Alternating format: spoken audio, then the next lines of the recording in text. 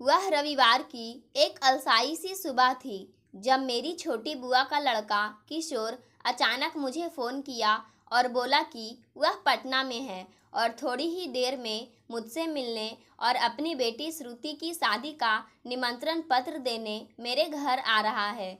मुझे अपनी कानों पर विश्वास नहीं हुआ, क्योंकि पूरे 10 वर्षों से वह पटना आता भी था तो मुझसे मिलने नहीं आता था, ना ही फ़ोन करता था। पर आज जाने कौन सी बात उसके दिल में चुभ गई थी। एक समय ऐसा भी था जब किशोर मेरे सगे भाई से भी बढ़कर था। हमारे संबंध इतने मजबूत थे कि एक अंतरंग दोस्त की तरह हम दोनों हर एक बात एक दूसरे से शेयर करते थे। और अब आलम यह था कि रिश्ते का होना या ना होना कोई मायने नहीं रखता था। कहते हैं, मन में शिकायतों का चाहे कितना बड़ा पुलिंदा क्यों ना हो, पर मायके से आमंत्रण की आशा ही दिलो दिमाग को उल्लास से भर देता है। यही सोचकर मन मेरा आह्लादित था कि अंततः किशोर को उससे मात्र 6 महीने बड़ी अपनी बाल सहचर मनु दी का प्यार खींच ही लिया। फोन करने के घंटे भर बाद ही वह हंसता मुस्कुराता पहले की तरह मेरे सामने खड़ा था, पहले से ज़्यादा स्मार्ट और चुस्त दुरुस्त। इतने दिनों में उसकी पत्नी इशिका ने ठोक पीट कर उस सरल व्यक्तित्व वाले किशोर को काफ़ी कुछ बदल दिया था। पास आकर जब उसने मेरे पांव स्पर्श किया तो अनायास ही हम दोनों की आंखें भर आई। इतने में मेरे पति विशाल भी वहां आ गए थे। कुछ देर तक औपचारिक और घर परिवार की बातें होती रही। हमेशा की तरह जब वह अपने जीजा जी से किसी राजनीतिक चर्चा में व्यस्त हो गया तो मैं उठकर चाय नाश्ते का इंतजाम करने चली गई। हाथ भले ही मेरे कामों में लगे थे, पर दिलो दिमाग पर यादों का बवंडर सा उठ खड़ा हुआ था। किशोर को देख बार बार मुझे साधना बुआ की याद आ रही थी। ऊंचे कद काठी और तीखे नैन नक्श वाली साधना बुआ काफ़ी सुंदर थी। उनका बस एक ही सपना था, पढ़ लिख कर डॉक्टर बनने का। पर अक्सर जो हम चाहते हैं वह हमें मिलता नहीं, जो हमें मिलता है वह हमें मंजूर नहीं होता। इसी पाने और खोने के जदोजहद में जिंदगी निकल जाती है। छोटी बुआ के साथ भी कुछ वैसा ही हुआ। उनका बचपन से सपना था डॉक्टर बनने का। किसी भी डॉक्टर को देखती तो वह अभिभूत हो जाती, पर 6 भाई बहनों वाले उनके लंबे चौड़े परिवार में उनके सपनों का कोई मूल्य ही कहाँ था। उनके बीए का फाइनल एग्जाम समाप्त होते ही दादाजी ने अपनी अंतिम जिम्मेदारी साधना बुआ की शादी करके निश्चिंत हो गए और साधना बुआ अपने सपनों की गठरी संभाले ससुराल चली गई, जहां उनके पढ़ाई की दूर दूर तक कोई संभावना नहीं थी। फूफा जी एक प्राइवेट नौकरी में थे। उनकी आमदनी इतनी कम थी कि उससे घर का खर्च चलाना ही बहुत मुश्किल था। शादी के 3 वर्ष पूरा होते होते उनके 2 बच्चे भी हो गए, किशोर और कल्पना। जैसे जैसे वे बड़े होने लगे उनकी ज़रूरतें भी बढ़ने लगी। उनके ससुराल में उनके जेठ और देवर दोनों अच्छी नौकरियों में थे। उनके बच्चों के सामने बुआ के बच्चों की स्थिति बहुत ही दयनीय हो जाती थी, जो उनको गवारा नहीं था। बच्चों को सम्मानपूर्ण जिंदगी देने के लिए वह पास के ही एक स्कूल में पढ़ाने लगी थी। अपनी कर्मठता और दृढ़ निश्चय के कारण जल्द ही ऊंचे क्लासों में भी पढ़ाने लगी और खाली समय में ट्यूशन भी पढ़ाने लगी। जीवन में मिले चुनौती को उन्होंने स्वीकारा और साहस से उसका मुकाबला करने के लिए अपनी पूरी शक्ति झोंक दी। उन दिनों दोनों एक ही शहर में रहने के कारण मैं और किशोर एक ही स्कूल के एक ही क्लास में पढ़ाते थे।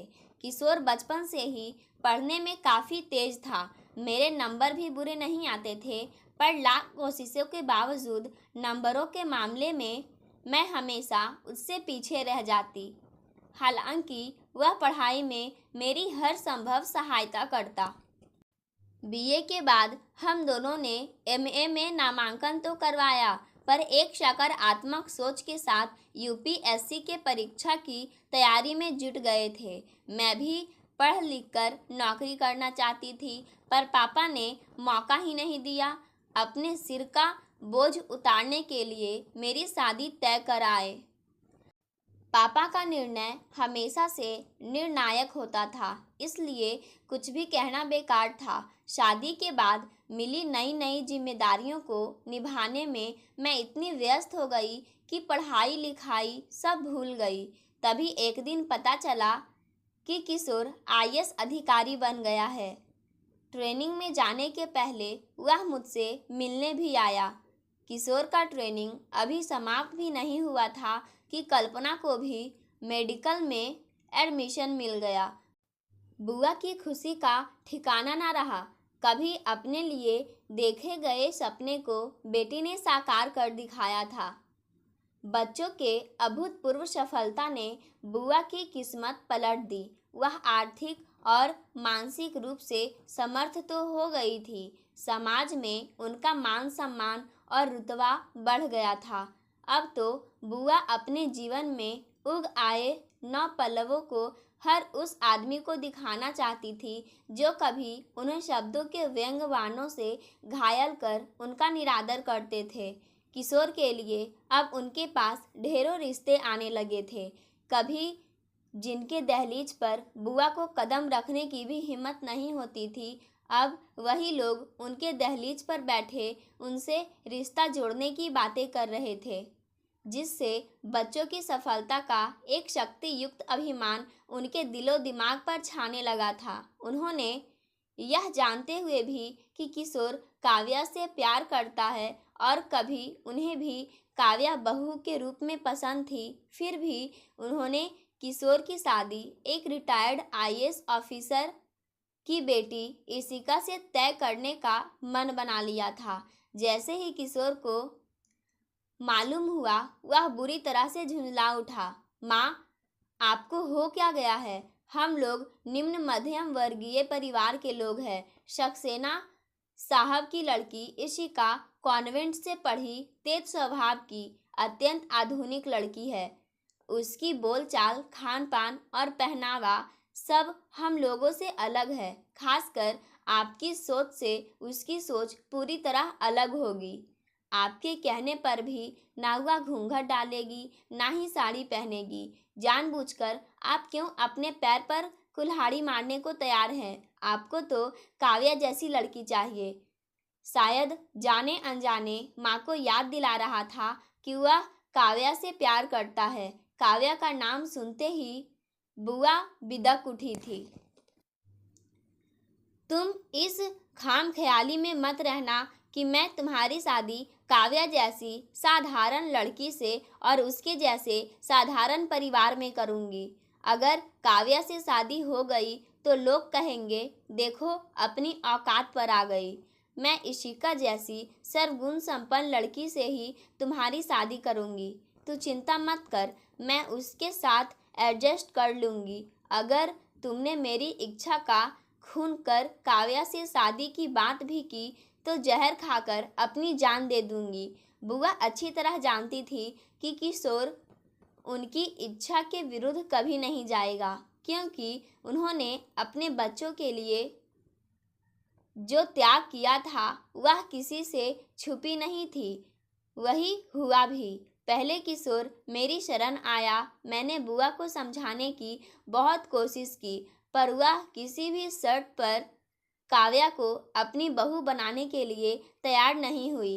किशोर ने और भी लोगों द्वारा माँ को मनाने की कोशिश करता रहा, पर वह नहीं मानी। तब लाचार होकर किशोर बोला, माँ, आपको मेरी बात नहीं माननी है, मत मानिए, पर एक बात जान लीजिए कि आप जिसे बहू बनाकर लाएंगी और वह अगर आपके साथ कुछ गलत करेंगी तो उसकी जिम्मेदारी भी आप पर ही होगी।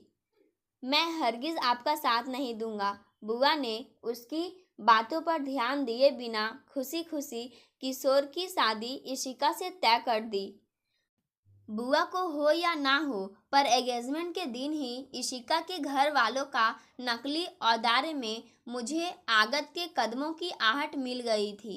शादी के बाद तो जल्द ही बुआ को भी बहुत कुछ समझ में आने लगा था। इशिका का पहनावा ही नहीं, बोलचाल भी इतना अलग और दंभ से भरा था कि एक सप्ताह में ही बुआ को लगने लगा था कि उनके परिवार की परंपरा और संस्कारों की धज्जियां उड़ जाएगी। खान पान भी इतना अलग था कि बुआ के मेहनत और प्यार से बनाए खाने किचन में पड़े ही रह जाते और वह ऑर्डर देकर मंगाए बर्गर और पिज़्ज़ा से अपना और किशोर का पेट भरती। शादी के एक हफ्ते बाद ही वह किशोर के साथ मुंबई चली गई। फिर पलटकर बुआ के उस छोटे से घर में आने का कष्ट नहीं की। मुंबई में वह आराम से अपनी गृहस्थी अपने हिसाब से चला रही थी, जहां बुआ के लिए कोई जगह नहीं थी। कभी बुआ और फूफा जी बेटे से मिलने जाते भी तो बेटे को अपने कामों से फुर्सत नहीं मिलती और बहू को सैर सपाटे और पार्टियों से। और उसके दोनों बच्चे मसूरी के हॉस्टल में रहते थे, पराओं की तरह। वह दोनों घर के एक कोने में पड़े रहते। एक नौकर उन लोगों के देखभाल के लिए रहता और जब बच्चे घर पर होते तो उन्हें अपने गंवार दादा दादी से मिलने की इजाज़त नहीं थी। अब उस घर में इशिका के मायके वालों का मान सम्मान था। वे लोग अक्सर बुआ और फूफा जी की अवहेलना कर सिर्फ किशोर का सम्मान करते। धीरे धीरे बुआ का यह हाल हो गया कि बहू के बनाए सीमा रेखा के बाहर बैठी अतृप्त तृषित मन से बेटा का आशातीत वैभव को निहारती रहती। जिस सुख से कल्पना में जी तोड़ मेहनत की थी, वे इच्छाएं पूरी भी हुई, पर उसकी तासीर ही बदल गई। उन्हें ही बेटे की जिंदगी से दूध की मक्खी की तरह निकाल कर फेंक दिया गया। फूफा जी के अचानक हार्ट अटैक से मृत्यु के बाद बुआ ने बेटे के पास जाना ही छोड़ दिया। उन्हें खामोश रहना ही सही लगा। बुआ से ही नहीं, हम सबों से किशोर की दूरी काफ़ी बढ़ गई थी। उसके सारे पुराने दोस्त उससे अलग हो गए और आज बरसों बाद वह आज शायद एक बार फिर टूटी कड़ियों को जोड़ने निकला था। मैं उसके लिए उसकी पसंद की कचौड़ी और चटनी लेकर आई तो उसकी आंखें चमक उठी। मेरे कहने से पहले ही प्लेट उठाकर खाने में जुट गया। खाना समाप्त कर बोला, दी, आपको अभी भी मेरी पसंद याद है? बहन हूँ तुम्हारी, कैसे भूल सकती हूँ। वह पहले की तरह खिलखिलाकर हंस पड़ा। फिर देर तक बैठा इधर उधर की बातें करता रहा। तभी अचानक ही पूछ बैठा, दी, काव्या कहाँ है? उसकी शादी कहाँ हुई? मैं उसे श्रुति की शादी में बुला लूँ क्या? मैं उसकी बातें सुन स्तब्ध रह गई। अपने पहले प्यार को वह आज तक भुला नहीं पाया था। वह तो पटना में ही है, वहीं के एक कॉलेज में पढ़ाती है, पर उसने शादी नहीं की है। तुम उससे ना मिलो तो वही अच्छा है। मेरी बातें सुन उसका चेहरा काफ़ी निरीह हो आया था। वह निर्वाक चुपचाप बैठा कुछ देर तक मुझे देखता रहा, फिर धीरे से उठकर चला गया। शादी के दिन मैं जरा पहले ही पहुंच गई। किशोर ने पटना का एक प्रसिद्ध होटल बुक किया था। अंदर घुसते ही इशिका से सामना हो गया। वह बेहद खुश नजर आ रही थी। मुझे देखते ही गाने वालियों को सुनाकर बोली, बुआ देर से आई है, कुछ चुन चुनकर गालियां सुनाओ। एक हंसी का फुहारा फूट पड़ा। मायके के इसी मीठे नोक झोंक के लिए ही तो किसी भी लड़की का मन मायके की गंगोत्री में डुबकी लगाने के लिए बेचैन रहता है। साथ लाए उपहार को इशिका को सौंप कर मुड़ी तो कल्पना से नजरें चार हुई। फिर तो उस भीड़ भाड़ में भी एक एकांत कोना ढूंढ हम दोनों बातों में मशगूल हो गए थे। तभी मुझे याद आया, अरे कल्पना, शाम होने वाली है, कितने ही शादी की विधि बाकी होंगे। चलकर हम लोग मिलकर उसे पूरा करवाते हैं। बैठो ना दी, कैसा विधि विधान, यहाँ कुछ नहीं हो रहा है। एक बार शादी के समय ही पंडित जी को जो विधि करवाना होगा करवा देंगे। अभी तक बुआ की आवाज़ सुनाई नहीं दे रही है। सभी की शादी में तो सारी रस्में वही पूरा करवाती थी, पर आज कहाँ है? अम्मा आई कहाँ है जो रस्में निभाएंगी? उसे तो भैया भाभी मुंबई में ही छोड़ आए हैं। भाभी का कहना है वह काफ़ी कमज़ोर हो गई है। विवाह में आती तो भीड़ भाड़ में कौन उन्हें संभालता। बोलते बोलते कल्पना की आंखें भर आई। थोड़ी देर तक हम दोनों बहनों के बीच गहरा सन्नाटा छा गया। एक अनकही घनीभूत पीड़ा का एहसास हम दोनों के बीच पसरने लगा था। तभी वहाँ इशिका आ गई थी। अरे दी, आप तो आज बहुत सुंदर लग रही है, पर गहने आपके वही आउटडेटेड डिज़ाइन वाले हैं। समय बहुत बदल गया है, कुछ नए गहने बनवाइए। कहते हुए वह हंसते हुए चली गई और कल्पना भुनभुनाने लगी।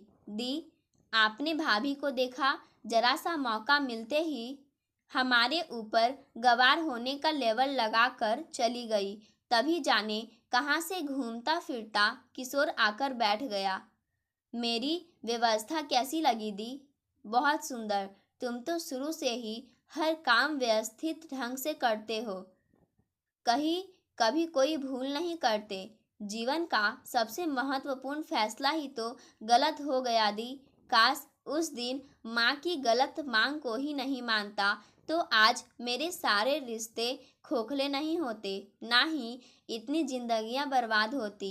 एक बात और कि अगर इस घर में तुम्हारे मान सम्मान में कोई कमी रह गई हो तो मुझे माफ़ कर देना। कहीं ना कहीं मैं मजबूर हूँ। मेरे मान सम्मान की चिंता तो तू मत ही कर, बारातियों के स्वागत की चिंता कर। बहन हूँ तेरी, तेरे दिल की सारी बातें समझती हूँ। हम दोनों के रिश्ते परिस्थितिवश उलझ जरूर गए हैं, पर टूटे नहीं हैं।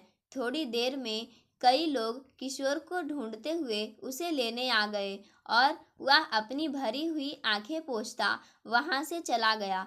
उस दिन देर रात जब मैं शादी से लौट रही थी, मुझे यही लग रहा था कि जीवन में लिया गया एक गलत फैसला सब कुछ उलट पुलट कर रख देता है। सब कुछ पाकर बुआ का दामन खाली ही रहा। किसी ने ठीक ही कहा है, जीवन की वर्तनी गलत हो जाए तो नंबर नहीं कटते, खुशियां ही कट जाती है। पाठकों, आज की कहानी यहीं समाप्त होती है। धन्यवाद।